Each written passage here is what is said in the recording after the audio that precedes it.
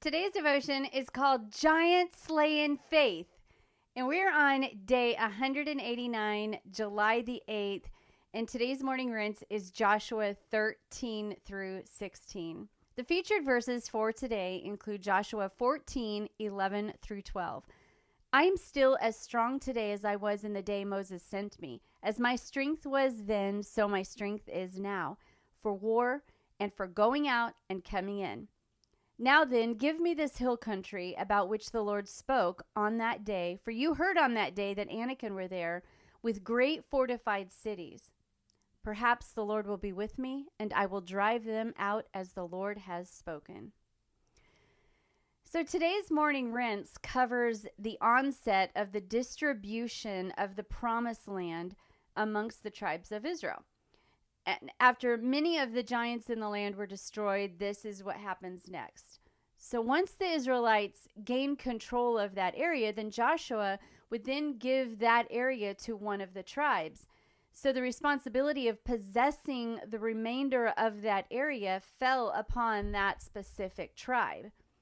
Well, Caleb was part of the Levites who did not actually receive a portion of the land.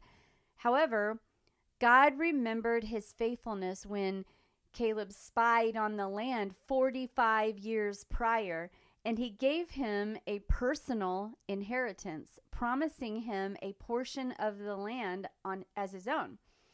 Well, when Caleb went to claim his portion, he was actually 85 years old.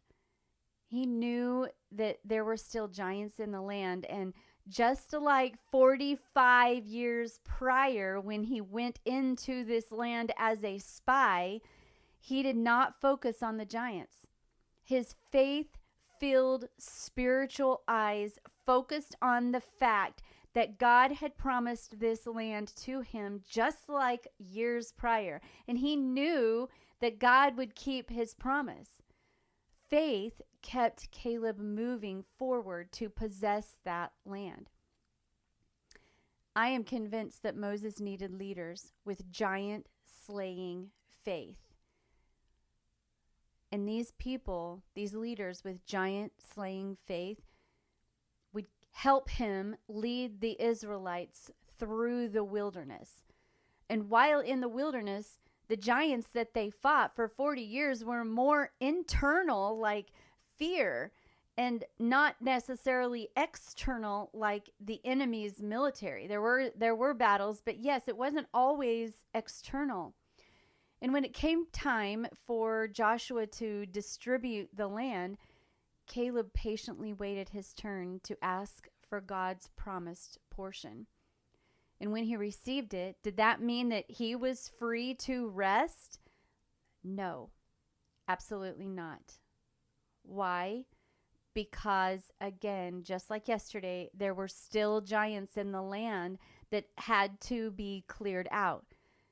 Despite his age, his giant slaying faith remained as strong as the day he went in to spy out the land originally. What do you need giant slaying faith for in your life?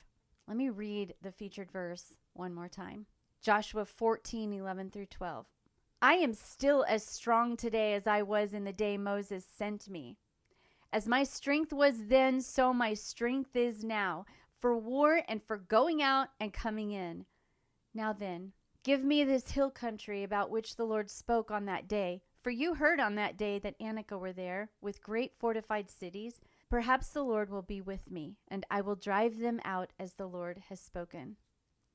He had giant slaying faith, and he declared on that day that he was just as strong in his faith as he was years ago. And can we claim that too? Can we claim that we are just as strong in our faith as years ago when we might have been building our faith, or when God asked us to do something, or when God gave us the original promise, we had great faith then? Do we have that same great faith now, years and years later, especially if we're seeing it coming Or if we don't, I mean, look at the years span between Caleb when he first received that promise that we can do this. God's given us this land. He had to wait a long time to receive that.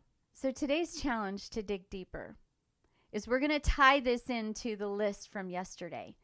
As you were writing that list from yesterday and the promises that you had, did you realize you may already be in your promised land, but there may be giants that you need to clear out?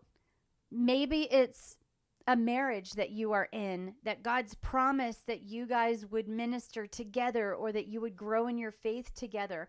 Maybe there's, giants that are fighting you. You may be in your promised land at this moment, but there's giants that need to be cleared out.